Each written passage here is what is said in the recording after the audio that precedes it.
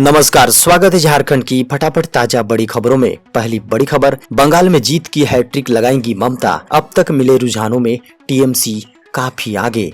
दोस्तों, पश्चिम बंगाल में लगातार तीसरी बार ममता बनर्जी की सरकार बनती दिखाई दे रही है।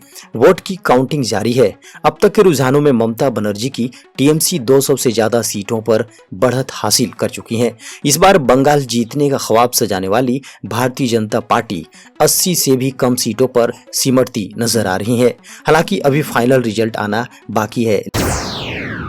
सीबीएसई 10वीं बोर्ड की मार्किंग शुरू, 12वीं बोर्ड परीक्षा पर बड़ा ऐलान। दोस्तों, सीबीएसई ने वर्ष 2021 के लिए कक्षा 10वीं बोर्ड परीक्षा के लिए मूल्यांकन नीति घोषित कर दी है।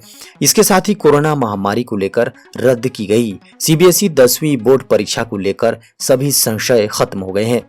10वीं बोर्ड परीक्षा के परिणाम 20 जून तक घोषित किए जाएंगे। केंद्रीय माध्यमिक शिक्षा बोर्ड यानी सीबीएसई ने शनिवार को कक्षा 10वीं बोर्ड परीक्षा के लिए अंकों के सारणीकरण की नीति की घोषणा की, जिसे देश में कोरोना वायरस महामारी की स्थिति को देखते हुए रद्द कर दिया गया है। सीबीएसई 12वीं बोर्ड परीक्षा पर अहम फैसला 1 जून को लिया जाएगा।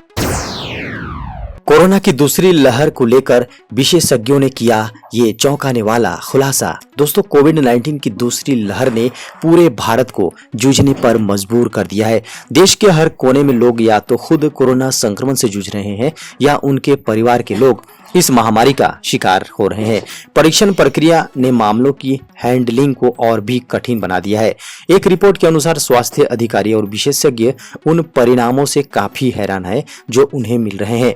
कुछ आरटी-पीसीआर परीक्षण कोविड-19 संक्रमण मौजूद होने के बावजूद पॉजिटिव नहीं दिखा रहे हैं।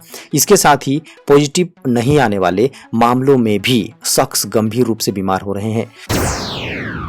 ऑक्सीजन कंसंट्रेटर होंगे सस्ते, सरकार ने घटाया कर। दोस्तों, केंद्र सरकार ने शनिवार को ऑक्सीजन की किल्लत से जूझ रही जनता को थोड़ी राहत देने की कोशिश की। सरकार ने निजी उपयोग के लिए ऑक्सीजन कंसंट्रेटर यानी हवा से ऑक्सीजन उत्पादन करने वाला यंत्र खरीदने पर एकीकृत वस्तु व सेवा कर यानी आईजीएसटी घटाकर 28 से 12% कर दिया। यह आदेश 30 जून तक लागू रहेगा। केंद्रीय अप्रत्यक्ष कर व कस्टम बोर्ड ने ट्वीट में कहा, निजी उपयोग के लिए ऑक्सीजन कंसंट्रेटर का आयात करने पर 30 जून तक 28 के बजाय 12% आईजीएसटी ही चुकाना होगा। हालांकि व्यावसायिक उपयोग के लिए इस उपकरण को आयात करने पर 28% आईजीएसटी ही वसूला जाएगा। केंद्र सरकार ने पिछले महीने medical grade oxygen, oxygen concentrator और इससे जुड़े उपकरणों के आयात पर कस्टम ड्यूटी में छूट देने की घोषणा की थी। देश में फिर लग सकता है लॉकडाउन। केंद्र सरकार के कोविड-19 टास्क फोर्स के कई सदस्यों ने दिया सुझाव। दोस्तों, भारत में कोरोना के तेजी से बढ़ते मामलों के बीच केंद्र को इस महामारी पर सुझाव देने वाली विशेषज्ञों से लैस कोविड-19 टास्क फोर्स के कुछ सदस्यों ने पूरे देश में एक बार फिर लॉकडाउन लगाने की सलाह दी है। इंडियन एक्सप्रेस की खबरों को माने तो टास्क फोर्स के एक सदस्य ने बताया, कोविड-19 टास्क फोर्स पिछले कुछ हफ्तों से काफी जोर देकर इस संबंध में अपनी बात रख रहा है। हमें लोगों को बताना चाहिए कि एक लॉकडाउन की इस समय जरूरत है। सदस्य के अनुसार ये एक राष्ट्रीय लॉकडाउन होगा, बजाय उसके जो हम अभी विभिन्न राज्यों में टुकड़ों टुकड़ों में कर रहे हैं।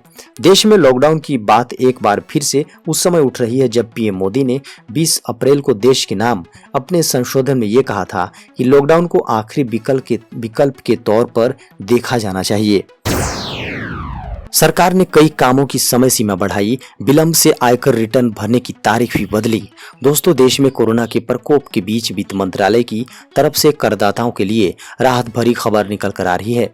दरअसल वित्त मंत्रालय ने जानकारी दी कि कोरोना महामारी के बीच करदाताओं की मुश्किलों को कम करने के लिए टैक्स जमा करने से संबंधित कुछ अनुपालनों की समय सीमा को बढ़ा दिया गया है।